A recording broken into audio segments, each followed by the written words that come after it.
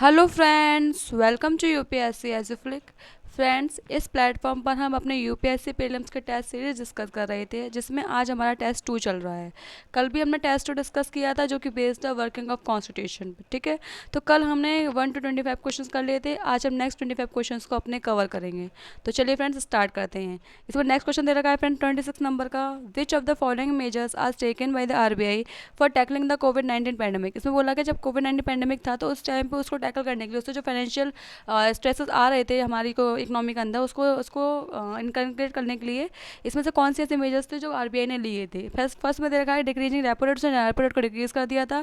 Second में दे रखा है इंक्रीजिंग रिवर्स रेपो रेट, उसने रिवर्स रेपो रेट को बढ़ा दिया था। एंड थर्ड में दे रखा है मोरेटोरियम और रिपेमेंट ऑफ लोन्स, उसने मोरेटोरियम और रिपेमेंट ऑफ लोन में पेमेंट्स ऑफ लोन्स पे ध्यान दिया था। ठीक है, इसमें हमसे करेक्ट पूछा जा रहा है। पहला ऑप्शन में हमें दे रखा है फ्रेंड्स 1 and 2 ओनली, बी दे रखा है 2 and 3 ओनली, सी दे रखा है 1 and 3 एंड डी दे रखा है 1, 2 and 3। तो फ्रेंड्स का आंसर फाइंड आउट कीजिए आप।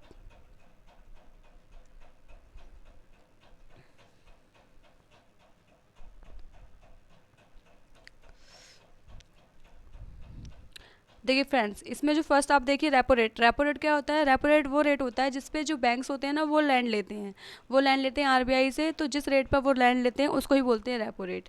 ठीक है, इधर हम लोग बात करते हैं रिवर्स रेपो रेट क्या होता है। रिवर्स रेपो रेट जो होता है कि जब आरबीआई बैंक से पैसे लेती है, वो जब बैंक से पैसे वो रखती है, उस टाइम पे जो वो रेट देती है बैंक्स को, उसको बोलते हैं रिवर्स रेपो रेट। ठीक है, तो देखिए फ्रेंड्स, अगर अगर हम मतलब जो बैंक पैसे ले रहे हैं आरबीआई से, अगर उस पर रेट ज़्यादा होगा, तो क्या वो हम लोग को लैंड करेंगे। अगर उनको ही लैंडिंग ज़्यादा मिल रही है, तो हम लोग को भी लैंडिंग महंगाई मतलब तेज और ज़्यादा रेट पर करेंगे ना। तो उस टाइम पे वैसे ही आपको पता है, इस टाइम पे जो कोविड-19 पैंडेमिक आया था, तो लिक्विडिटी मार्केट में कम बची हुई थी। अब बची भी हुई थी तो लोग उसको खर्च नहीं करना चाह रहे थे लोग, क्योंकि लोगों को डर था कि अगर कभी भी अगर हेल्थ इशूज़ आ जाएगा उनके घर में, तो वो कैसे अपने पैसे को सिक्योर कर पाएंगे, कैसे वो हेल्थ इशू को रिकवर कर पाएंगे। ठीक है, तो उस टाइम पे आरबीआई ने क्या किया होगा, डिक्रीज़ किया होगा रेपो रेट या फिर इंक्रीज़ किया होगा। मेरे टर्म्स में तो उसने डिक्रीज ही किया होगा, क्योंकि जब वो कम रेट पर लैंड करेगी, तभी तो बैंक कम रेट पर लैंड कर पाएंगे। और अगर कम रेट पर बैंक लैंड करेंगे, तभी तो हम लोग हैं जो उनको उस लैंडिंग को लेंगे, और उसके अलावा फिर जब हाथ में लैंडिंग होगी तो उसको खर्च भी कर पाएंगे। अगर ऑलरेडी लैंडिंग की रेट ज़्यादा होगी, तो हम लोग वैसे ही उसको लैंड नहीं करेंगे, वैसे ही उसको नहीं लेंगे पैसे को। इसलिए ये वाला फर्स्ट टर्म हमारा सही है कि डिक्रीजिंग रेपो रेट, उसने रेपो रेट को डिक्रीज कर दिया था।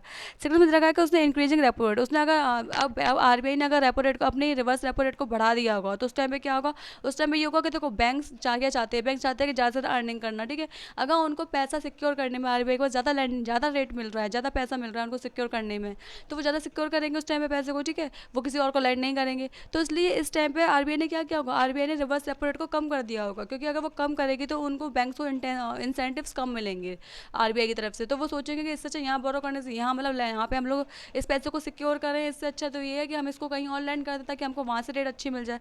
तो उस टाइम पे मार्केट में लिक्विडिटी बढ़ेगी। ठीक है, तो उस टाइम पे ये वाला हमारा गलत हो गया कि उसने इंक्रीजिंग रेपो रेट नहीं की थी, रिवर्स रेपो रेट।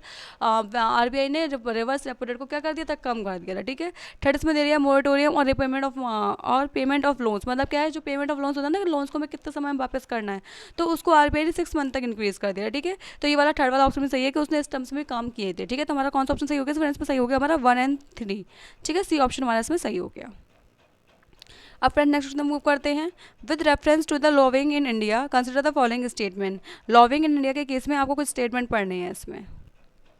देखिए फ्रेंड्स, सबसे पहले हम यही देख लेते हैं कि लॉबिंग क्या होती है। लॉबिंग क्या होती है फ्रेंड्स, जो प्रेशर ग्रुप्स होते हैं ना, जो किसी रिस्पेक्ट में काम कराना चाहते हैं, जो किसी मतलब किसी स्पेशल पर्पज़ के लिए काम करवाना चाहते हैं गवर्नमेंट से, उस टाइम पे वो 3 प्रोसेस का यूज़ करते हैं, जिससे गवर्नमेंट को वो अपने पक्ष में ले सके, जिससे गवर्नमेंट को वो अपने फेवर में ले सके। तो वो 3 प्रोसेस कौन कौन सी होती हैं फ्रेंड्स, एक होती है इलेक्शनियरिंग, एक होती है लॉबिंग, और एक होती है प्रोपेगेंडाइजिंग। ठीक है, प्रोपेगेंडाइजिंग। ठीक है, तो देखिए इलेक्शनिंग में क्या होता है, इलेक्शन में होता है कि जो मतलब जो प्रेशर ग्रुप के लोग होते हैं ना, वो खुद गवर्नमेंट में जाने की कोशिश करते हैं, मतलब वो उस पब्लिक ऑफिस को होल्ड करने की कोशिश करते हैं, ताकि वो जो वहाँ जाके अपने मतलब उसको प्रमोट कर पाए, अपने जो वेलफेयर के जो प्रोग्राम्स हैं, वेलफेयर के या फिर जो जो भी उनके डिमांड्स हैं, उनको प्रमोट करने के लिए वो उस ऑफिस को खुद होल्ड करना चाहते हैं। जैसे आपने उस टाइम पे पढ़ा था ना, जब हम लोग ने अपनी जो कॉन्स्टिट्यूशन असेंबली बनाई थी, तो उस टाइम पे हमने भी रिक्वायर्ड किया था कि हम लोग को भी वहाँ पे सीट्स मिले, जहाँ पे जो ब्रिटिशर्स काम किया करते, ताकि हम लोग वहाँ पर जाकर अपनी बातों को रख सके और अपने लिए पॉलिसीज को बना सके। ठीक है, तो उस टाइम पे मतलब उसको ही बोला था इलेक्शन, कि मतलब हम खुद उस जगह पर जाकर उस जगह को होल्ड करें, और ताकि उसके बाद हमारी डिमांड को पूरा किया जा सके। तो हमारे तो जो प्रेशर ग्रुप्स होते हैं ना, वो भी यही काम करते हैं। वो अपना मतलब वो कोशिश करते हैं कि वो किसी पब्लिक प्लेस पर पहुंच सके, किसी पब्लिक ऑफिस पर पहुंच सके और वहाँ की पोजीशन को गेन कर सके, ताकि वो अपने जो वेलफेयर, अपने जो प्रोग्राम्स हैं, जो अपने प्रोग्राम्स हैं जिसको गवर्नमेंट के पक्ष में लेके आना है, उसके लिए काम कर सके। ठीक है। थर्ड सेकंड होता है लॉबिंग। लॉबिंग का मतलब क्या होता है? लॉबिंग मतलब होता है कि जब भी किसी पब्लिक सर्वेंट को वो मतलब पब्लिक सर्वेंट को अपने फेवर में लेना चाहते हैं, पब्लिक सर्वेंट को अपने वो फेवर में मतलब फेवर में लेंगे, तो उससे क्या होगा? पब्लिक सर्वेंट उनकी बातों को सुनेगा, उसको फिर गवर्नमेंट के सामने रखेगा, गवर्नमेंट फिर उसके बारे में कुछ सोचेगी। ठीक है। तो जब भी वो किसी पब्लिक सर्वेंट के थ्रू ये काम करवाना चाहते हैं तो उसको बुलाया जाता है लॉबिंग। ठीक है। और एक होता है प्रोपेगेंडाइजिंग। ठीक है। प्रोपेगेंडाइजिंग में क्या होता है कि जब मतलब जब दोनों जगह से काम नहीं चलता ना, उस टाइम पे क्या होता है? उस टाइम पे पब्लिक को इन्फ्लुएंस किया जाता है, ताकि पब्लिक अगर रोड पर उतर के आएगी, पब्लिक अगर गवर्नमेंट से डिमांड करेगी, तो गवर्नमेंट को प्रेशर में आके सारा काम करना पड़ेगा। तो उस प्रोसेस को बोला जाता है प्रोपेगेंडाइजिंग। क्या बोला जाता है? प्रोपेगेंडाइजिंग। ठीक है। तो फ्रेंड्स में हम अपने स्टेटमेंट पढ़ लेते हैं। क्या दे रखा है हमारा पहला स्टेटमेंट? फ्रेंड्स में दे रखा है it is a technique used by pressure group to convince policy maker to enforce decision in their favour. मतलब ये पॉलिसी मेकर्स जो होते हैं उनको इन्फोर्स करने के लिए, ताकि वो डिसीजन उनके फेवर में दे सके, वो एक टेक्निक है, ताकि प्रेशर ग्रुप्स लगाते हैं। ठीक है। तो ये सेकंड में दे रखा है it is statutory recognise in India. ये हमारे इंडिया में रिकॉग्नाइज्ड है स्टैचुटरी। मतलब इसको अगर ये काम कोई करता है ना, तो उसको किसी भी लीगल इन्फोर्समेंट का सामना नहीं करना पड़ेगा। मतलब किसी भी लीगल प्रॉब्लम्स उसकी मतलब प्रॉब्लम आती है उसको फेस नहीं करना पड़ेगा उसको। ठीक है। तो इसमें फ्रेंड्स में पूछा रहा है करेक्ट क्या है। ठीक है। पहला इसमें दे रखा है वन ओनली, दूसरा दे रखा है टू ओनली, तीसरा दे रखा है both one and to and चौथा दे रखा है नाइदर वन नॉट टू। तो फ्रेंड्स का आंसर फाइंड आउट कीजिए इसका आप।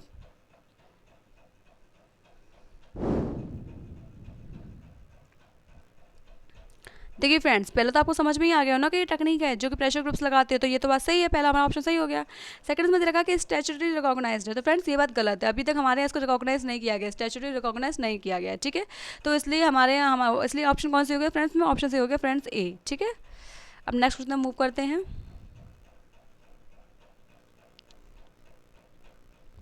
देखिए नेक्स्ट क्वेश्चन फ्रेंड्स में दे रखा है consider the following statement. The term of prime minister is 5 years. जो प्राइम मिनिस्टर का टर्म होता है वो 5 ईयर्स का होता है। सेकंड में दे रखा है the constitution provides that the president has to appoint the leader of the majority party in the Lok Sabha as prime minister. जो कॉन्स्टिट्यूशन है वो प्रेसिडेंट को या मतलब प्रेसिडेंट को ये अधिकार देता है कि वो अपॉइंट करे जो कि लीडर है मेजोरिटी पार्टी का, उसको प्राइम मिनिस्टर के रूप में। ठीक है। थर्ड इसमें दे रखा है nominated members of the Rajya Sabha can not become the prime minister. Third इसमें दे रखा है कि जो नॉमिनेटेड मेंबर होते हैं ना राज्यसभा में, वो प्राइम मिनिस्टर नहीं बन सकते हैं। ठीक है। इसमें हमसे पूछा रहा है फ्रेंड्स नॉट करेक्ट। क्या पूछा रहा है? Not correct. आपको याद रखना नॉट वर्ड। ठीक है। नॉट करेक्ट पूछा जा रहा है। तो फ्रेंड्स पे पहला ऑप्शन दे रखा है 1 and 3 ओनली, सेकंड दे रखा है 2 ओनली, थर्ड दे रखा है 2 and 3 एंड फोर्थ दे रखा है 1 2 3 तीनों। ठीक है। तो बताइए फ्रेंड्स कौन सा सही है?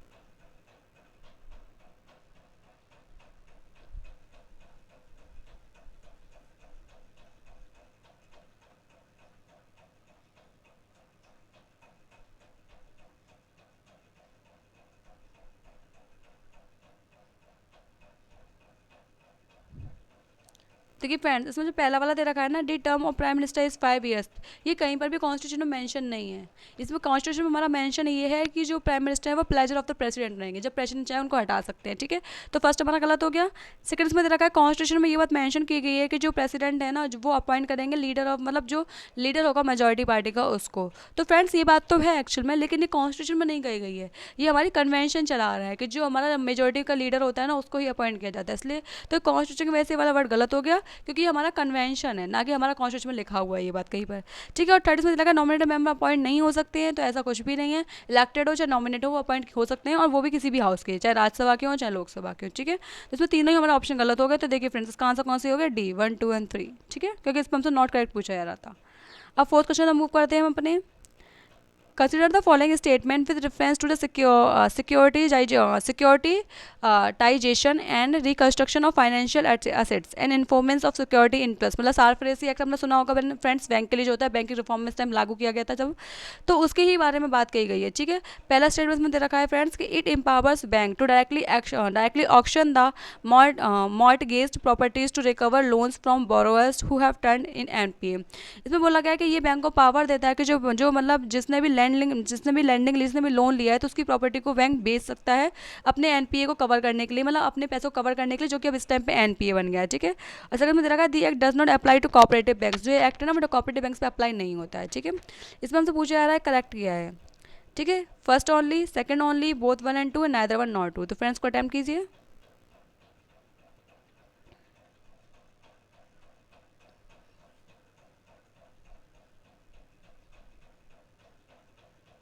देखिए फ्रेंड्स, इसमें पहला ऑप्शन दे रखा है कि ये मतलब एम्पावर करता है बैंक्स को कि वो ऑक्शन कर सकती है जो लोन लेने वाले की प्रॉपर्टी को, ताकि वो अपने एनपीओ को कवर कर सके। तो ये बात बिल्कुल सही है कि हाँ, इसीलिए मेन बनाया गया था ताकि एनपी की प्रॉब्लम को सॉल्व किया जा सके, ठीक है। और सेकंड में दे रखा है कि ये कॉपरेटिव बैंक्स पे अप्लाई नहीं होता है, तो ये बात गलत है। ये कॉपरेटिव बैंक्स पे भी अप्लाई होता है, जैसे सभी बैंक्स पे अप्लाई होता है वैसे कॉपरेटिव बैंक्स पे भी अप्लाई होता है, ठीक है।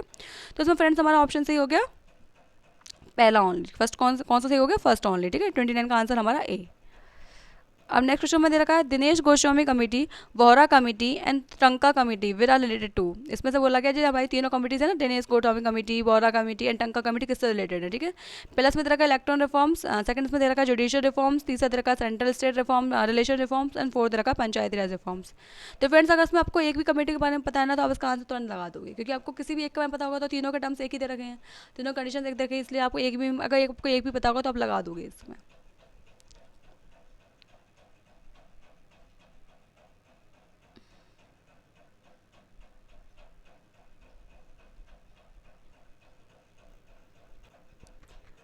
देखिए फ्रेंड्स, ये तीनों कमिटीज जो रिलेटेड है ना, वो रिलेटेड है हमारे इलेक्टोरल रिफॉर्म्स से, ठीक है। दिनेश गोस्वामी कमेटी ने क्या कहा था, इसने सजेस्ट किया था कि हम लोग को किसी भी एक कैंडिडेट को दो कॉन्स्टिट्यूएंसी से टिकट नहीं देना चाहिए, ठीक है। और इसमें सेकंड इसने बताया था कि जो स्टेट है ना, उसको फंडिंग करनी चाहिए पॉलिटिकल पार्टीज को, जो भी वो प्रोपोगेट करती है ना उस टाइम पे फंड, मतलब उस टाइम पे जो लोगों को प्रचार प्रचार करवाती हैं अपनी अपनी पार्टीज का, तो उसको स्टेट फंडिंग करना चाहिए, ठीक है। इसके अलावा वोहरा कमेटी ने क्या बोला था, वोहरा कमेटी ने जो क्रिमिनलाइजेशन होता है हमारे जो इलेक्शन के टाइम पे, उसको रोका, उसको मतलब उसको उसके रेस्पेक्ट में बात करने की बात कही थी, ठीक है, गवर्नमेंट से, ठीक है। और थर्ड इसमें रखा टंका कमेटी। टंका कमेटी ने क्या किया था, टंका कमेटी ने पूरा का पूरा गैमेट जो है इलेक्शन लॉ का, इलेक्शन रिफॉर्म्स का, उसको मेजर किया, उसको मतलब उसको देखा था कि क्या है इसमें क्या नहीं है, ठीक है। तो हमारी तीनों कमेटी किससे रिलेटेड है, इलेक्टोरल रिफॉर्म से रिलेटेड है, ठीक है। अब देखिए फ्रेंड्स, 31 क्वेश्चन हमारा दे रखा है which of the following statement is are correct with respect to high courts of union territories. इसमें बोला गया हाई कोर्ट्स जो होते हैं ना, यूटीज के जो हाई कोर्ट्स होते हैं स्पेशली, उनके बारे में कुछ बातें कही गई हैं। पहला इसमें दे रखा है the high court of Delhi was established by the constitution under article 239 ए, कि जो दिल्ली का हाई कोर्ट है ना, वो बना गया था हमारे 239 ए के अंतर्गत, ठीक है। सेकंड इसमें दे रखा है establishing a high court for a union territory would require a constitutional amendment. Union territory में हमको हाई कोर्ट बनाने का किसी भी हमें कॉन्स्टिट्यूशनल अमेंडमेंट करना पड़ता है, ठीक है। तो इसमें हमसे पूछा जा रहा है करेक्ट क्या है। फर्स्ट दे रखा है इसमें, ये दे रखा है फर्स्ट ओनली, सेकंड दे रखा है टू ओनली, सी दे रखा है बोथ 1 and 2 एंड डी दे रखा है नाइदर 1 नॉर 2। तो फ्रेंड्स का आंसर फाइंड आउट कीजिए।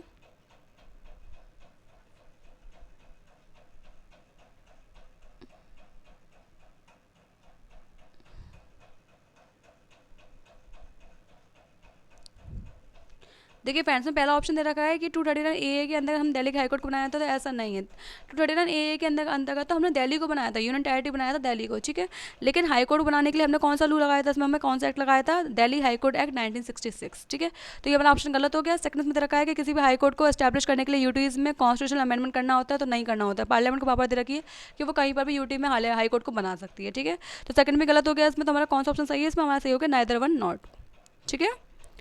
नेक्स्ट देखिए friends, which of the following circumstances may lead to the resignation of the council of minister. इसमें से कौन कौन सी ऐसी बातें हैं जो काउंसिल ऑफ मिनिस्टर के रेजिग्नेशन की बात करती हैं, ठीक है।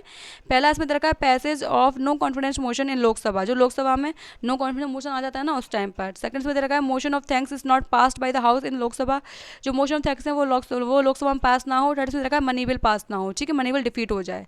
तो हमसे इसमें पूछा रहा है करेक्ट आंसर कौन से, ठीक है। पहला इसमें रखा है 1 and 2 ओनली, दूसरा रखा है 1 and 3 ओनली, तीसरा रखा 2 and 3 ओनली एंड चौथा रखा 1 2 and 3 ओनली, ठीक है। तो फ्रेंड्स का आंसर फाइंड आउट कीजिए।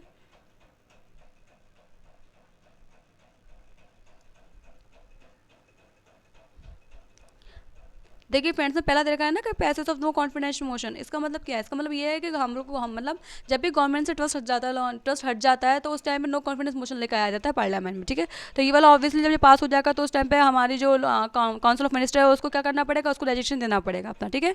सेकंड में रखा motion of thanks. Motion of thanks क्या होता है कि जब हमारा जो मतलब जिस टाइम पे सेशन चुना जाता है, नया नया चुन के जब सेशन जाया जाता है, तो उस टाइम पे प्रेसिडेंट क्या होते हैं, प्रेसिडेंट अपॉइंट कर मतलब प्रेसिडेंट जो होते हैं वो सेशन को क्या करते हैं, वो सेशन को हमारे एड्रेस करते हैं, ठीक है। जब वो एड्रेस करते हैं तो उस टाइम पे क्या होता है, लास्ट में मोस्ट ऑफ थैंक्स पास होता है, मतलब सब लोग थैंक यू बोलते हैं प्रेसिडेंट को कि उन्होंने इतना अच्छा काम किया, उन्होंने मतलब हमारे सिस्टम को एड्रेस किया, ठीक है। तो अगर वो चीज़ पास नहीं होती है तो उसका मतलब क्या होता है, इसका मतलब होता है जो गवर्नमेंट में जो लोग हैं ना वो खुश नहीं है इस बात से, तभी तो पास नहीं हुआ वो बिल। तो उस टाइम पे भी हमारे काउंसिल ऑफ मिनिस्टर होता है, उसको रजिस्ट्रेशन देना पड़ता है, ठीक है। और थर्ड में देखा मनी वेल जो है वो डिफीट हो जाए, तो आपको पता है मनी वेल कौन लेके आता है, मनी वेल गवर्नमेंट लेके आती है। तो अगर गवर्नमेंट अगर लेके आती है और वही बिल डिफीट हो गया, जो काम गवर्नमेंट कर रही है वही डिफीट हो गया, तो मतलब क्या है, जो पार्लियामेंट में जितने भी लोग बैठे हैं ना वो उसको गवर्नमेंट में विश्वास ही नहीं है कि वो आगे कुछ काम कर सकती है, ठीक है। तो इसलिए अगर मनी बिल भी डिफीट हो जाता है उस टाइम पे भी हमारी जो काउंसिल ऑफ मिनिस्टर उसको क्या देना पड़ता है, रजिस्ट्रेशन देना पड़ता है, ठीक है। तो इसमें अपना ऑप्शन सही हो गया फ्रेंड्स, 1, 2 एंड 3 तीनों उसमें ऑप्शन क्या है, सही है। थर्ड इसमें रखा है which of the following qualifications are required for the appointment of district जजेस, डिस्ट्रिक्ट जजेस को अपॉइंट करने के लिए कौन कौन सी क्वालिफिकेशन चाहिए होती हैं, ठीक है। पहला इसमें रखा है he should not already be in service of the central और द स्टेट गवर्नमेंट, वो किसी भी सर्विस में नहीं होनी चाहिए सेंट्रल और स्टेट गवर्नमेंट के। सेकंड इसमें रखा he should have been an advocate और a pleader of for 5 years, मतलब वो एडवोकेट होने चाहिए या फिर प्लेडर होनी चाहिए 5 ईयर्स के लिए, ठीक है। He should be recommended by the high court for appointment, और उनको हाई कोर्ट क्या करना चाहिए, रिकमेंड करना चाहिए अपॉइंटमेंट के लिए, ठीक। पहला इसमें तो पूछा गया है फ्रेंड्स कलेक्ट क्या है। पहला इसमें तरह का 1 एंड 2, दूसरा तरह का 1 एंड 3, तीसरा तरह का 2 एंड 3 एंड चौथा तरह का 1, 2, 3। तो फ्रेंड्स में आंसर निकालिए आप अपना।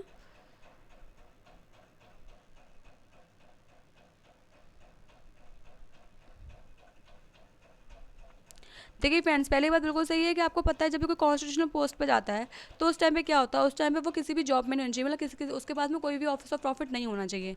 तो हमारे जो डिस्ट्रिक्ट जजेस होते हैं उनके लिए भी ये बात लागू होती है कि उनके पास में कोई भी सेंट्रल या स्टेट के अंदर कोई भी गवर्नमेंट की जॉब, मतलब कोई भी जॉब नहीं होनी चाहिए। तो ये बात बिल्कुल सही है। सेकंड में रखा है कि वो क्या हो, वो एडवोकेट हो या प्लेडर हो, कितने ईयर्स के लिए, 5 ईयर्स के लिए। तो ये बात बिल्कुल गलत है फ्रेंड्स, क्योंकि 5 ईयर्स नहीं है, यहाँ पे 7 ईयर्स है। कितना है, 7 ईयर्स है। तो ये गलत हो गया हमारा सेकंड वाला ऑप्शन। अब देखिए सेकंड ऑप्शन में गया तो देखो ये वाला भी चला गया, ये वाला भी चला गया, ये वाला भी चला गया। तो आपको पता है कि 3 वाला ऑप्शन सही है हमारा। 3 वाला ऑप्शन में क्या दे रखा है कि वो हाई कोर्ट रिकमेंड करना चाहिए उस केस में। तो ये बात आपको पता है, जब हाई कोर्ट जज अपॉइंट होता है उस टाइम सुप्रीम कोर्ट की रिकमेंडेशन मानी जाती है। तो जब डिस्ट्रिक्ट कोर्ट के जजेस अपॉइंट होंगे तो उस टाइम पे हाई कोर्ट की मानी जाएगी, नहीं मानी जाएगी। इसलिए हमारा थर्ड ऑप्शन सही है, ठीक है।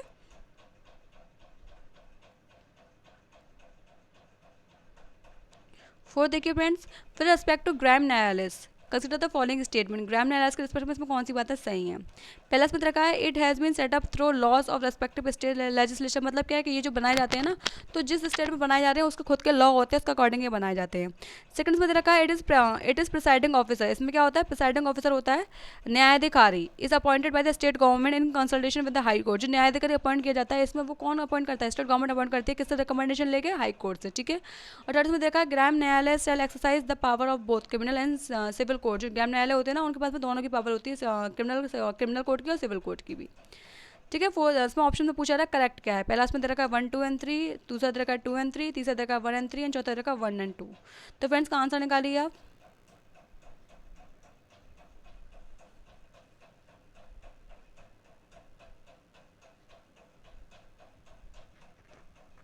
देखिए फ्रेंड्स में पहला ऑप्शन दे रखा है ना कि इसमें स्टेट लेजिस्लेचर के खुद के लॉज होते हैं और खुद के एक्ट होते हैं, उसके अकॉर्डिंग इसको सेटअप किया जाता है। तो ये बात गलत है। इसके लिए एक एक्ट बनाया गया था ग्राम न्यायालय एक्ट 2008, उसके अंदर ही सभी जगहों पर सभी स्टेट में ग्राम न्यायालय बनाए जाते हैं, ठीक है। सेकंड में दे रखा है कि जो प्रिसाइडिंग ऑफिसर होता है उसको स्टेट गवर्नमेंट अपॉइंट करती है। तो ये बात बिल्कुल सही है। और रिकमेंडेशन किसकी चाहिए होती है, हाईकोर्ट की रिकमेंडेशन चाहिए होती है, ठीक है। थर्ड में दे रखा है कि उसको दोनों की पावर होती है, क्रिमिनल कोर्ट का, सिविल कोर्ट की। ये बात भी बिल्कुल सही है, ठीक है। तो तुम्हारा ऑप्शन कौन सही हो गया, ऑप्शन 1 इसमें सही हो गया। देखिए फर्स्ट वाला गलत था तो ये वाला भी गलत, ये वाला भी गलत और ये वाला भी गलत। तो कौन सही हो गया हमारा, 2 वाला सही हो गया। 34 का हमारा आंसर क्या हो गया, बी हो गया, ठीक है। अब देखिए नेक्स्ट हमारा दे रखा है in the context of science and technology Anita recently seen in news is, मतलब अनीता एक हमारा जो मतलब इस टाइम में साइंस एंड टेक का प्रोग्राम चल रहा है उस टाइम में अनीता एक नाम दिया गया है किसी चीज़ को, तो वो क्या है आखिर अनीता, ठीक है। सर पहला दे रखा है कि रेडियो टेलीस्कोप है जो कि यूज होगा, डिटेक्ट करेगा ultra high energy cosmic rays neurons, मतलब जो ultra high energy cosmic rays के न्यूरॉन्स है उसको डिटेक्ट करने के लिए क्या है, एक रेडियो टेलीस्कोप है। सेकंड में देखा है एक सैटेलाइट है जो कि कहाँ पर लॉन्च हुआ है, जो हमारा हुआ है आर्कटिक सर्कल पर लॉन्च हुआ है, जो कि ये देखेगा कि रेट ऑफ मेल्टिंग कितनी हो रही है उस जगह पर, ठीक है। थर्ड में हो रहा है कि एन इंस्ट्रूमेंट है use to detect gravitational waves, एक ऐसा इंस्ट्रूमेंट है जो कि डिटेक्ट करेगा ग्रेविटेशनल वेव्स को। और थर्ड फोर्थ में देखा इंडिया फर्स्ट ह्यूमनॉइड रोबोट, तो ये इंडिया का फर्स्ट क्या ह्यूमनॉइड रोबोट है, ठीक है। तो उसमें फ्रेंड्स का आंसर निकालिए आप।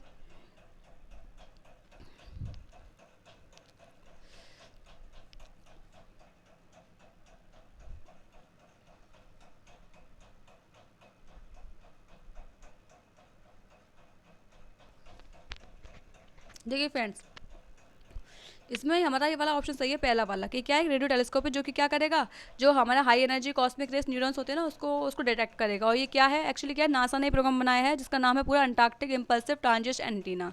ठीक है अनीता, तो मतलब क्या है, जो हमारे अंटार्कटिक सर्कल पे जो भी चीज़ें हो रही हैं, जो भी प्रॉब्लम्स आ रही हैं, या जो भी मतलब वहाँ पे जो मिसमैचेस हो रहे हैं इस टाइम पे क्लाइमेट वगैरह में, तो उसको चेक करने के लिए बनाया गया है। ठीक है, अपने नेक्स्ट क्वेश्चन मूव करते हैं हम अपने।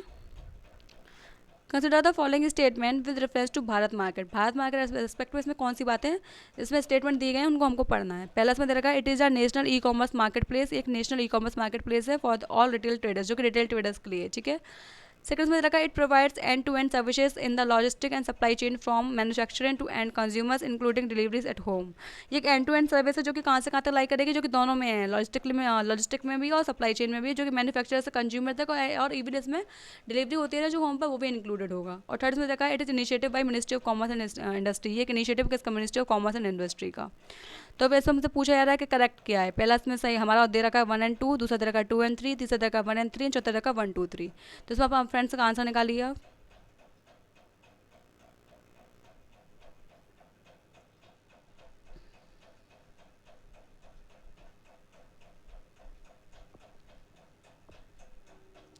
देखिए मैंने इसमें पहला दे रखा है कि नेशनल ई कॉमर्स प्लेटफॉर्म है, तो ये बात बिल्कुल सही है, जो कि रिटेल ट्रेडर्स के लिए। सेकंड में दे रखा है कि एंड टू एंड सर्विस है, जो कि लॉजिस्टिक्स सप्लाई चेन को भी देखेगी, साथ में मैन्युफैक्चर कंज्यूमर और जो डिलीवरी होती है होम को, उसमें इसमें सब कुछ इंक्लूड किया गया, तो ये बात भी सही है। लेकिन थर्ड में दे रखा है कि ministry of commerce and industry के अंदर आती है, तो ये बात गलत है, क्योंकि ministry of commerce and industry के अंदर नहीं आती है। जो confederation of all India trade, इसने इसको अनाउंस किया था, तो इसके मतलब इसने इसको बनाया था, तो ministry of commerce and trade के अंदर ये नहीं आती है, तो ये बात गलत होगी। तो हमारा थर्ड ऑप्शन का गलत हो गया। तो देखिए ये वाला भी चला गया, ये वाला भी चला गया, ये वाला भी चला गया, तो कौन सा ऑप्शन सही हो गया, हमारा ए सही हो गया, 1 and 2 ओनली। ठीक है, नेक्स्ट देखिए friends, the state of the word forest, the state of the word forest, forest biodiversity and people report is published by. ये वाली जो रिपोर्ट है ना, the state of the word forest biodiversity and people, जो ये report किसने publish की है। प्लस में रखा है United Nation Environment Programme and Food and Agriculture Organization, मतलब क्या है कि UNEP एंड FAO।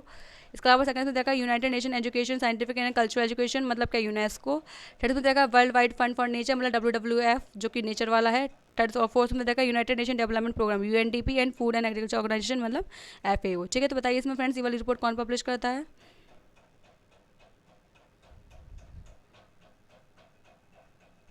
देखिए फ्रेंड्स, इसमें जो वाला हमारा आंसर है UNEP प्लस FAO, ये वाला ऑप्शन हमारा सही हो गया। देखिए याद रखना फ्रेंड्स, UNDP नहीं है, UNEP है। ठीक है, इन्वायरमेंट से रिलेटेड प्रोग्राम है, तो इन्वायरमेंट देखेगा। ये क्या देखता है कि वर्ल्ड के फॉरेस्ट का हालचाल क्या है, बायोडाइवर्सिटी मेंटेन हो रही है कि नहीं हो रही, डिक्रीज हो रही है कि इंक्रीज हो रही है, सब इसमें क्या करता है, चेक किया जाता है। ठीक है, नेक्स्ट क्वेश्चन फ्रेंड्स में दे रखा है, which of the following statement are correct with regard to the union council of minister. Union council of minister के रिस्पेक्ट में कुछ बातें कही गई हैं, क्या कही गई हैं ये बातें।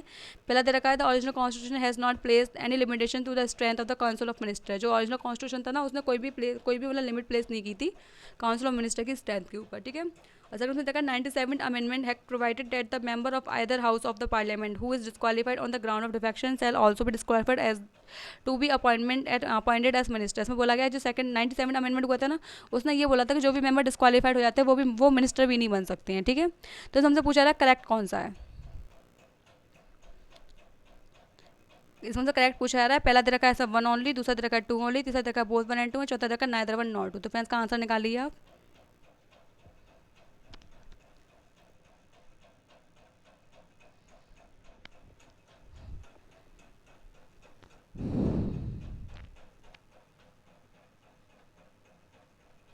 देखिए फ्रेंड्स, से पहला वाला स्टेटमेंट दे रखा है ना कि ओरिजिनल कॉन्स्टिट्यूशन मेंशन नहीं था strength of the council of minister, बात बिल्कुल सही है, ये मेंशन नहीं था ओरिजिनल कॉन्स्टिट्यूशन में। ये किससे रखी गई है, ये हमारे 91st CAA हुआ था, 91st कॉन्स्टिट्यूशन अमेंडमेंट हुआ था, उससे ये बात रखी गई थी कि स्ट्रेंथ कितनी होनी चाहिए, स्ट्रेंथ होनी चाहिए जो बताया गया कि 15% से ज़्यादा नहीं होनी चाहिए और 12 से कम नहीं होनी चाहिए। ठीक है, इसमें ये बोला गया 97 अमेंडमेंट किया गया था, जो कि ये बोल रहा था कि डिस्क्वालीफाइड पर्सन जो होते हैं उनको मिनिस्टर भी नहीं बनाया सकते। तो ये बात भी गलत है फ्रेंड्स, क्योंकि 97 नहीं था, यहाँ पे भी 91st अमेंडमेंट था। क्या था, 91st था, तो सेकंड गलत हो गया। तो हमारा ऑप्शन कौन सी हो गया, इसमें ऑप्शन हमारा सही हो गया फर्स्ट ओनली। ठीक है, ये वाला ऑप्शन में हमारा सही है।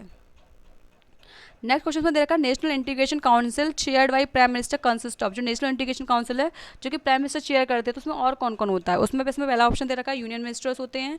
सेकंड में दे रखा है लीडर ऑफ अपोजिशन होते हैं, जो कि लोकसभा और राज्यसभा दोनों के होते हैं। और थर्ड में दे रखा है चीफ मिनिस्टर होते हैं सभी स्टेट्स का, यूटीज के। ठीक है, इस सबसे पूछा जा रहा है करेक्ट आंसर क्या है। पहला इसमें दे रखा है 1 ओनली, दूसरा दे रखा है 2 and 3, तीसरा दे रखा है 1 and 3, चौथा दे रखा है 1 2 and 3। तो फ्रेंड्स बताइए कौन सा ऑप्शन सही है इसमें।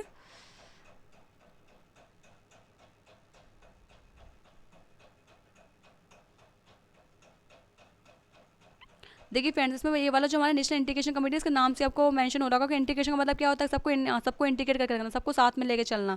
तो ये वाली जो काउंसिलर ने ये बनाई इसलिए गई थी ताकि हम सबको साथ में लेकर चल सके, हमारी देश की जो यूनिटी है ना, और यूनिटी एंड डाइवर्सिटी जो कंसेप्ट है उसको फॉलो कर सकें। तो उसमें आपको पता है कि जब ये वाला फॉलो करने की चीज़ है तो उसमें सेंटर की चीज़ें भी होंगी, सेंटर के लिए यूनियन मिनिस्टर रखे गए हैं, इसमें लीडर ऑफ अपोजिशन भी रखे गए क्योंकि उनको भी साथ में लेकर चलना पड़ेगा, ताकि अगर वो खुश होंगे तभी तो सब काम चलेगा आगे। तो इसमें दोनों ये भी रखे गए हैं, और थर्ड में रखा चीफ मिनिस्टर भी रखे गए हैं सभी स्टेट्स के यूटीज़ के, ठीक है। तो इसमें हमारा ऑप्शन सही होगा 1, 2 एंड 3, तीनों ऑप्शन में सही है, ठीक है।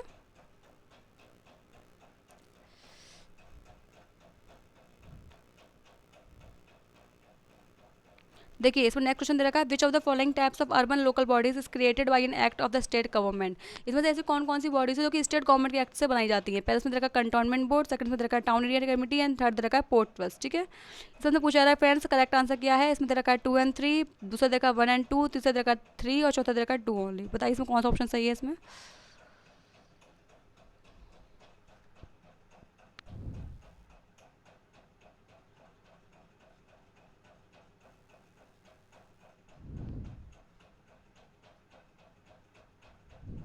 देखिए फ्रेंड्स में पहला ऑप्शन दे रखा है कंटोनमेंट बोर्ड। आपको पता है कंटोनमेंट बोर्ड में कौन रहता है, आर्मी की, चाहे आर्मी वगैरह जो होती है, आर्मी नेवी वगैरह जो होती है वो रहते हैं कंटोनमेंट बोर्ड में।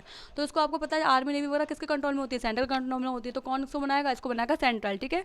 तो इसमें कौन सा एक्ट लागू होता है, इसमें लागू होता है कंटोनमेंट एक्ट ऑफ 2006 जो कि सेंट्रल गवर्नमेंट का एक्ट है। तो फर्स्ट वाला हमारा गलत हो गया, तो इसमें हमारा पहला ऑप्शन तो चला ही गया, साफ साफ दिख रहा है आपको। सेकंड में देखा town area committee, town area committee कौन बनता है, टाउन एरिया कमेटी हमारी स्टेट गवर्नमेंट के एक्ट से ही बनाई जाती है, ठीक है। तो सेकंड में सही हो गया। तो सेकंड में हमारा कौन कौन सही हो सकते हैं इसमें, अब इसमें हमारा ए सही हो सकता है और डी सही हो सकता है, ठीक है। थर्ड वाला भी चला गया हमारा। अब देखिए इसमें थर्ड तरह का पोर्ट ट्रस्ट। तो पोर्ट ट्रस्ट कौन बनाता है फ्रेंड, पोर्ट ट्रस्ट बनाती है हमारी सेंट्रल गवर्नमेंट, क्योंकि आपको पता है पोर्ट वाला को मैनेज करने की ड्यूटी किसके पास में होती है, वो होती है सेंट्रल के पास में, ठीक है। तो इसमें थर्ड वाला भी चला गया। तो इसमें कौन सा ऑप्शन सही हो गया इसमें हमारा सही हो गया डी ऑप्शन हमारा, ठीक है। सेकंड हमारा आंसर ऑप्शन केवल सही है। अब नेक्स्ट क्वेश्चन मूव करते हैं friends. Passing of which of the following motions may lead to the censuring of a minister. इसमें से कौन से मोशंस ऐसे हैं जो कि पास होने पर जो मिनिस्टर है उसकी सेंसरिंग हो जाती है, ठीक है। पहले इसमें तरह का प्रिविलेज मोशन, सेकंड तरह का सेंशर मोशन और थर्ड तरह का कॉलिंग अटेंशन मोशन। पूछा जा रहा है करेक्ट क्या है। पहले में तरह का 1 एंड 2 ओनली, दूसरे में तरह का 2 एंड 3 ओनली, तीसरे में तरह का 1 एंड 3 ओनली, चौथे में तरह का 1, 2 एंड 3। तो फ्रेंड्स का आंसर निकालिए आप।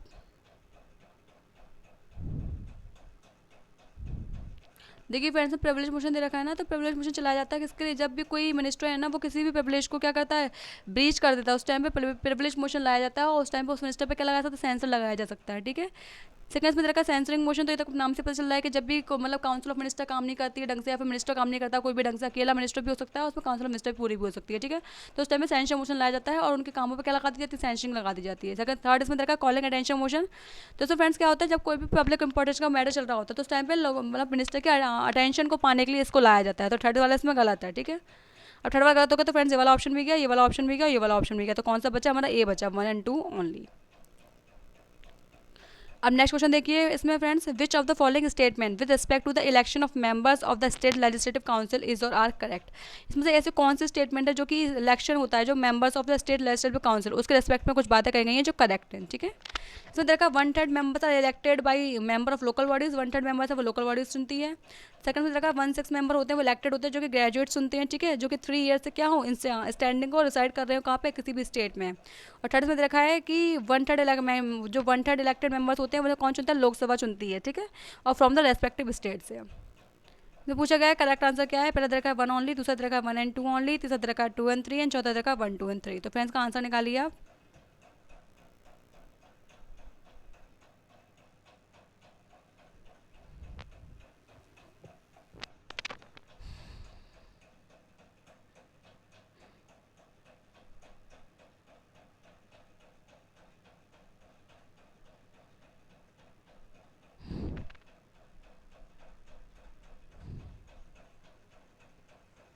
देखिए फ्रेंड्स इसमें पहले आप देखिए कि कैसे कैसे इंक्लूड होता है। देखिए आपको पता है कि फ्रेंड्स 1 होता है कोई भी टर्म क्या होता है, 1 होता है। तो इसमें ये बोला है ना कि हमारा 1/3 कौन चलता है, इलेक्टेड मेंबर्स चुनते हैं लोकल बॉडीज़ के। तो देखिए फ्रेंड पहले आपको मैं नंबर ही बता दूँ। देखिए आप ऐसा समझ लीजिए 1/3 कौन चुनते हैं, 1/3 चुनते हैं हमारी लोकल बॉडी चुनती है। तो आपके ये वाले ऑप्शन सही हो गया, ठीक है। इसके अलावा 1/3 कौन चुनते हैं, 1/3 चुनते हैं हमारे लेजिस्लेटिव असेंबली के मेंबर, ठीक है। 1/3 इसको लोकल बॉडीज मान लो, उसको मान लो लेजिस्लेटिव असेंबली के मेंबर, ठीक है। इसके अलावा हमारा जो 1/12 चुनते हैं वो चुनते हैं जो टीचर्स होते हैं ना, जो टीचर्स होते हैं जो कि मतलब गवर्नमेंट स्कूल में पढ़ाए जाने चाहिए, तो और मतलब जो गवर्नमेंट अफिलेटेड स्कूल हो, मतलब किसी में भी गवर्नमेंट का अगर हाथ हो तो उस टाइम पे वो पढ़ाए जाने चाहिए 3 ईयर्स से कम से कम, ठीक है, तो वो चुनते हैं। ऐसे ही 112 कौन चुनता है, 112 वो लोग चुनते हैं जो कि हमारे ग्रेजुएट्स होते हैं, जो कि उस टाइम पे जो उस स्टेट में 3 साल से रिसाइड कर रहे हैं और मतलब अपनी एजुकेशन ले रहे हो, ठीक है। इसके अलावा जो कोई कितना हो गया फ्रेंड्स, उसको आप अगर इसको आप निकालोगे तो देखिए यहाँ पे 12 हो गया, ये पूरा इसका एलसीएम निकालोगे तो देखिए फ्रेंड्स यहाँ का हम यहाँ पर करोगे तो 1 into 3 प्लस 1 into 4, यहाँ पे क्या 4, 1 into 4, यहाँ पे 1 और यहाँ पे भी 1, तो देखिए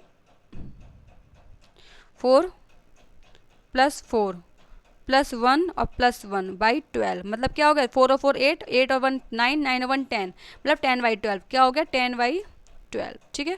तो मतलब हो गया हमारा 5/6, तो 5/6 तो ऑलरेडी चुन लिए गए। अब कितने बचे, देखिए 1 था टोटल टर्म, 5/6 को चुन लिया गया, ठीक है। तो बचा कितना, अब देखिए इसमें माइनस कीजिए, 6 1 जा 6, 6 में से 5 चला गया तो कितना बचा 1, 1/6, 6 1 जा 6, 6 में से 5 चला गया तो कितना बचा 1/6, तो 1/6 मेंबर बचे, उनको क्या करता है, उनका क्या होता है, तो उनको नॉमिनेट करते हैं गवर्नर। कौन नॉमिनेट करते हैं, गवर्नर, ठीक है। तो आप इसमें आप इसमें ऑप्शन को निकाल सकते हैं। आपने बोला क्या 110 मेंबर लोकल बॉडी चुनती है, तो आपने समझ लिया होगा कि हाँ चुनती है। 16 मेंबर कौन करते हैं, ग्रेजुएट्स चुनते हैं जो कि 3 ईयर्स के होते हैं। तो फ्रेंड्स ये बात गलत है, आपको पता है, मैंने अभी आपको बताया 112 चुनते हैं, कितने चुनते हैं 112, तो ये वाला गलत हो गया हमारा। थर्ड में देखा 1/3 मेंबर्स होते हैं वो लेजिस्लेटिव असेंबली का, जो रेस्पेक्टिव स्टेट होती है उसकी लोकसभा चुनती है, मतलब लोकसभा का मतलब होगा रेस्पेक्टिव स्टेट का मतलब क्या होगा, लोकसभा का, कि उसकी लेजिस्लेटिव असेंबली चुनती है। तो लोकसभा इसमें तो नहीं आती है, तो लोकसभा नहीं आती है तो इसमें ये वाला ऑप्शन भी गलत हो गया। थर्ड वाला तो इसमें ऑप्शन कौन से हो गया, इसमें ऑप्शन से हो गया ए वाला ओनली, ठीक है। तो हमारा ऑप्शन हो गया 42 का ए, ठीक है। अब देखिए फ्रेंड्स नेक्स्ट क्वेश्चन क्या दे रखा है हमारा, नेक्स्ट क्वेश्चन दे रखा है, who among the following is that empowered to establish a tribunal for the education of election disputes, मतलब इलेक्शन डिस्प्यूट्स जो होते हैं उसको बनाने की, उसके लिए जो ट्रिब्यूनल्स बनाए जाते हैं उसकी पावर किस किसके पास में है, पार्लियामेंट के पास में, प्रेसिडेंट के पास में, या फिर स्टेट लेजिस्लेचर के पास में, ठीक है। तो देखिए फ्रेंड्स इसमें हमसे पूछा है करेक्ट क्या है, इसमें हमसे पहला पूछा गया 1 ओनली, दूसरा दे रखा 1 and 2, तीसरा दे रखा 1 and 3 एंड चौथा दे रखा 2 ओनली। तो फ्रेंड्स बताइए इसका आंसर क्या है।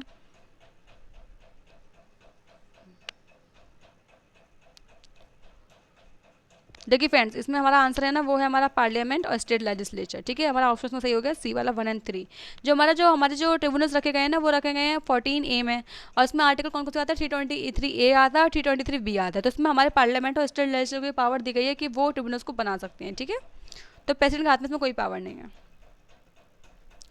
फोर्थ रखा है, if the system of direct election in India was change from first past the vote system to proportional representation which of the following would be the most likely outcome of the same. इसमें बोला गया कि अगर हम लोग अपने जो हमारा first past the post system है ना, मतलब मेजोरिटी वाला सिस्टम जो है कि मतलब सब बहुत सारे लोग खा रहे हैं उसमें, जिसको मेजोरिटी मिलेगी उसी को बना देंगे बस हम। तो अगर इसको हम चेंज कर देते हैं प्रोपोर्शनल रिप्रेजेंटेशन में, प्रोपोर्शनल रिप्रेजेंट का मतलब क्या होता है, जब तक किसी को 50+1 वोट नहीं मिलेगा, 50% + 1, तब तक वो जीत नहीं सकता है। उसके लिए हमको क्या करना पड़ता है, उसके लिए हमको वोटिंग में प्रायोरिटी देनी पड़ती है कि पहली प्रायोरिटी हमारी इस पार्टी के लिए, सेकंड प्रायोरिटी हमारी इस पार्टी के लिए, तो उससे चुने जाते हैं वो, ठीक है। तो अगर ये बोल रहा है कि अगर हम लोग first past the post system से किस में आ जाए, प्रोपोर्शनल रिप्रेजेंटेशन में आ जाए, तो इसमें से कौन कौन से आउटकम्स हो सकती हैं। पहला इसमें दे रखा है कि जो पॉलिटिकल पार्टीज होती है वो will win seats in the proportional of the votes they get, मतलब जो पॉलिटिकल पार्टीज होती है उनको सीट्स कैसे मिलेंगी, जो कि जिसमें उनको वोट्स मिलने हैं उसके अकॉर्डिंग। सेकंड में रखा है various section of society will get more representation in the government, जो सेक्शंस होते हैं सोसाइटी के वेरियस, मतलब बहुत सारे सेक्शंस हैं हमारी सोसाइटी के, वो सब इस पर रिप्रेजेंट होंगे। थर्ड में रखा देयर में भी more number of multi parties coalitions for the formation of government, यहाँ पे बहुत सारा कॉलिशन हो सकता है मल्टी पार्टीज का। जैसे चौथा रखा all the statements are correct. तो बताइए इसमें फ्रेंड्स कौन सा ऑप्शन सही है इसमें।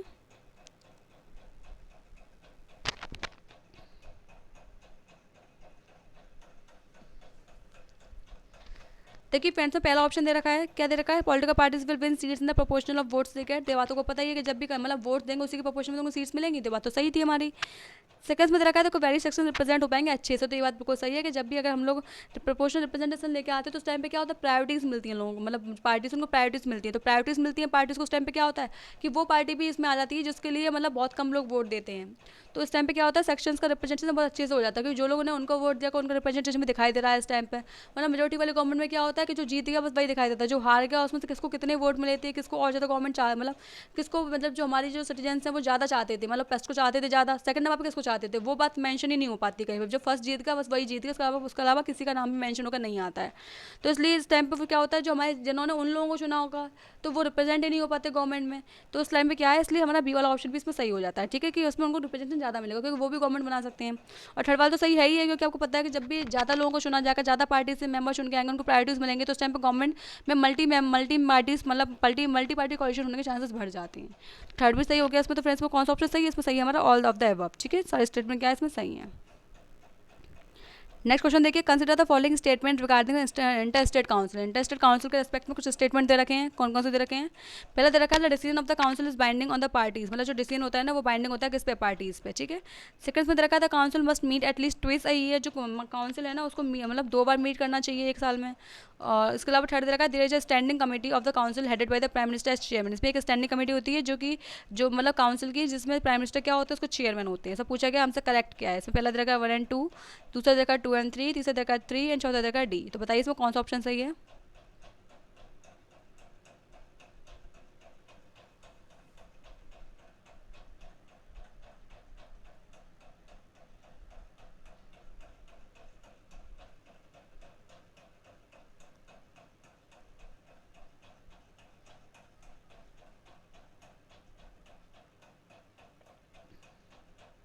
देखिए फ्रेंड्स, इसमें दे रखा है हमारा जो पहला वाला दे रखा है कि इनकी जो रिकमेंडेशन होती है वो बाइंडिंग होती है। बाइंडिंग नहीं होती है, हमारी एडवाइजरी नेचर की होती है। ठीक है, तो पहला वाला हमारा गलत हो गया।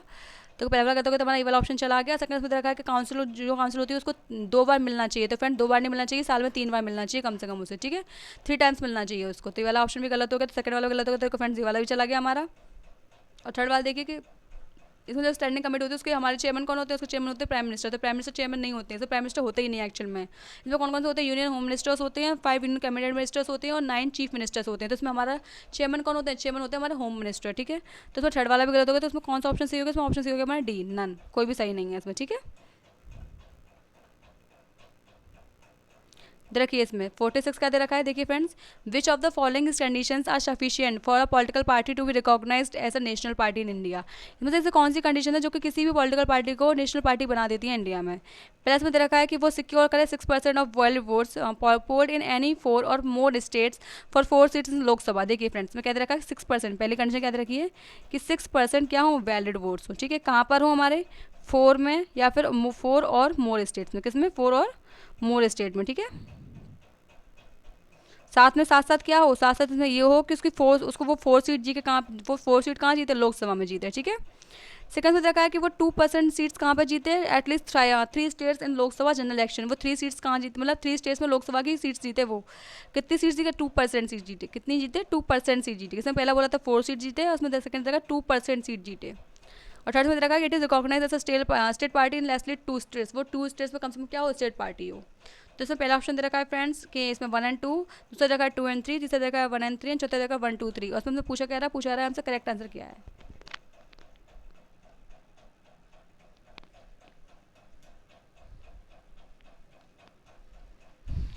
देखिए फ्रेंड्स, पहले हम लोग को पता होना चाहिए कि कौन कौन सी पार्टीज जीत सकती हैं। हम कंडीशन लिख लेते हैं, उसका मैच जो करेंगे उसको ही हम क्या कर देंगे, उसको हम सही देख लेंगे। ठीक है, देखो फ्रेंड्स, पहला ऑप्शन ये होता है कि हमारे जो पहला होता है उसमें ये होता है, जो पहला होता है उसमें ये होता है कि 6% वोट्स हों। क्या हो? 6% वोट्स हों, वैलिड वोट्स, जो कि कहाँ हो? किसी भी 4 स्टेट में या उससे ज़्यादा हो सकते हैं। ठीक है, 4 और मोर। ठीक है, साथ ही साथ क्या हो? साथ ही साथ क्या हो कि मतलब इसके साथ में क्या हो? उसके साथ 4 सीट जीते। वो क्या जीते? 4 सीट जीते। कहाँ पर जीते? लोकसभा में। कहाँ पर जीते? लोकसभा में, किसी भी स्टेट से। अब इसमें ये फर्क नहीं पड़ता कि वो 1 से जीते या 2 से जीते। ठीक है, किसी से भी जीते। अच्छा, इसमें सेकंड इसमें कंडीशन क्या होती है? सेकंड पर्सन होती है कि वो 2% वोट्स जीते। कहाँ क्या जीते? 2% वोट्स जीते लोकसभा के। किसके? लोकसभा के। इसके अलावा आप देखो, लोकसभा के 2% वोट्स वो जीते तो वो कहाँ पे जीते? कम से कम 3 स्टेट में। क्या? कम से कम एटलीस्ट 3 स्टेट, एटलीस्ट 3 स्टेट्स। ठीक है, और थर्ड ऑप्शन में क्या देखा? थर्ड देखा है फ्रेंड्स कि वो क्या हो? स्टेट पार्टी हो। क्या हो? State party. कहाँ हो? स्टेट पार्टी हो, और वो कहाँ हो? कम से कम 4 स्टेट में। क्या हो? 4 स्टेट में। 4 स्टेट। आगे समझ फ्रेंड्स आपको? क्या हो? 4 स्टेट में क्या हो? कम से कम वो स्टेट पार्टी हो। तो देखिए फ्रेंड्स, पहली कंडीशन हमारी देखिए कि कंडीशन क्या दे रखी है। पहले कंडीशन दे रखी है 6% वोट्स हो उसके पास में किसी भी 4 या मोर स्टेट्स में। उसके अलावा लोकसभा की क्या हो? लोकसभा में उसको 4 सीट मिलनी चाहिए। तो पहला ऑप्शन हमारा सही हो गया। सेकंड में देखा 2% वो जीते। कहाँ से? 3 स्टेट से कम से कम। तो ये वाला भी सही हो गया। थर्ड में देखा कि रिकॉग्नाइज स्टेट पार्टी हो। स्टेट पार्टी हो वो कितने स्टेट में? 2 स्टेट में। 2 स्टेट नहीं था फ्रेंड, 4 स्टेट था। तो हमारा थर्ड वाला का ऑप्शन गलत हो गया। तो थर्ड वाला ऑप्शन हमारा गलत है। उसमें ऑप्शन कौन सी हो गया फ्रेंड्स में? देखिए थर्ड वाला ऑप्शन में कौन कौन से आ रहा है? ये वाला भी आ रहा है, ये वाला भी आ रहा है, ये वाला भी। तो हमारा इसमें कौन सा सही हो गया? इसमें ए वाला सही हो गया, 1 and 2 ओनली। अब नेक्स्ट क्वेश्चन देखिए, with respect to the terms of members of Rajya Sabha, जो राज्यसभा होते हैं ना उसके उसके टर्म्स में क्या क्या कुछ बातें कही गई है। Consider the following statement, the constitution has fix the term of office of member of Rajya Sabha. जो कॉन्स्टिट्यूशन है ना उसने इसका मतलब उसने जो है हमारे राज्यसभा के लिए टर्म जो है वो फिक्स कर रखे हैं मेंबर्स के लिए।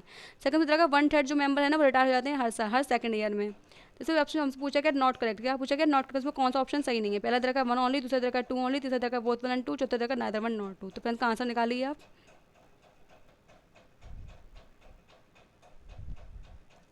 देखिए फ्रेंड्स, पहला ऑप्शन दे रखा है कि कॉन्स्टिट्यूशन फिक्स करता है उसके टर्म को, राज्यसभा के जो मेंबर्स हैं उनके टर्म्स को, तो ये बात गलत है। कॉन्स्टिट्यूशन फिक्स नहीं करता, ये बात किस पे छोड़ रखी है, कॉन्स्टिट्यूशन ये बात छोड़ रखी है पार्लियामेंट के। पार्लियामेंट डिसाइड करेगी कि राज्यसभा के जो मेंबर्स हैं उनका टर्म्स कितना रहने वाला है, ठीक है। सेकंड में रखा है कि जो 1/3 मेंबर्स होते हैं वो हर सेकंड ये रिटायर हो जाते हैं, तो बात बिल्कुल सही है, ठीक है।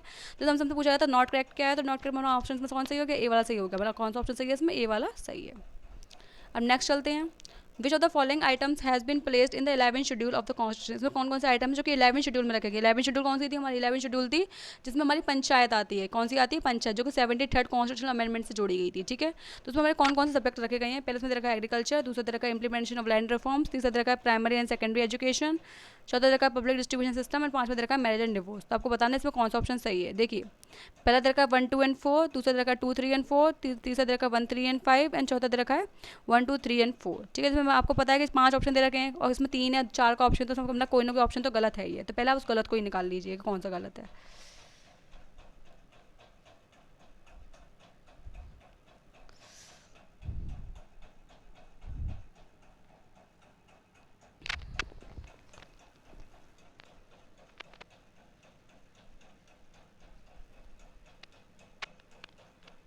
देखिए फ्रेंड्स, जब हमारा फिफ्थ वाला ऑप्शन दे रखा है ना मैरिज एंड डिवोर्स, तो मैरिज एंड डिवोर्स हमारा किस में आता है, मैरिज एंड डिवोर्स हमारा आता है यूनियन मतलब थर्ड लिस्ट में, जो कि कॉन्करेंट लिस्ट है।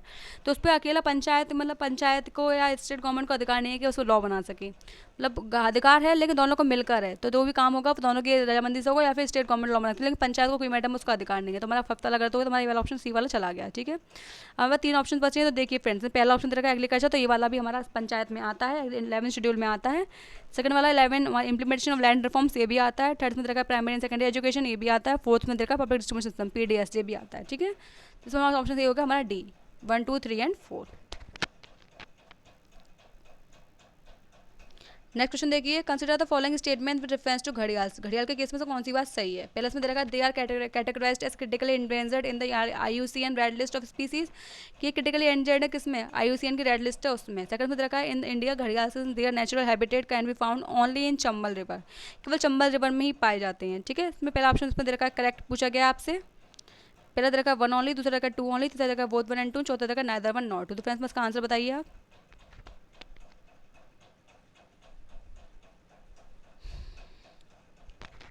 देखिए फ्रेंड्स, में पहला ऑप्शन दे रखा है कि कैटेगराइज है IUCN की रेड लिस्ट में क्रिटिकली इंडेंजर्ड, तो बात बिल्कुल सही है कि IUCN की लिस्ट में क्रिटिकली इंडेंजर्ड है, ठीक है। किसमें दे रखा है कि वो चंबल रिवर में पाए जाते हैं केवल, तो आपको पता है ओनली वाले क्वेश्चन में 99% गलती होती है, तो वाला ऑप्शन आप वैसे गलत कर सकते हैं, ठीक है। तो ये कहाँ पाए जाते हैं, और जो पाए जाते हैं गंडक रिवर की ट्रिब्यूटरीज में, गिरवा रिवर में, सोन, रामगंगा, चंबल, मतलब उसके अलावा बहुत सी नदियाँ हैं उसमें पाए जाते हैं, ठीक है, महानदी वगैरह। तो इसमें ऑप्शन कौन सी होगा, इसमें ऑप्शन सी होगा फ्रेंड्स हमारा ए वाला।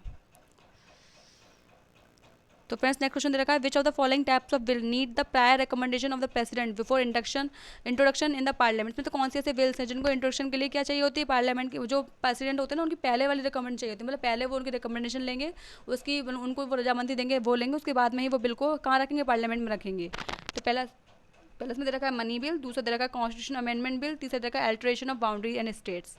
तो हमसे पूछा जा रहा है कि हमसे कौन सा ऑप्शन इसमें क्या है सही है। पहला तरह का 1 एंड 2 एंड 3, दूसरा तरह का 2 एंड 3, तीसरा तरह का 1 एंड 3, चौथा तरह का 2 ओनली। तो मैं इसका आंसर निकालिए आप।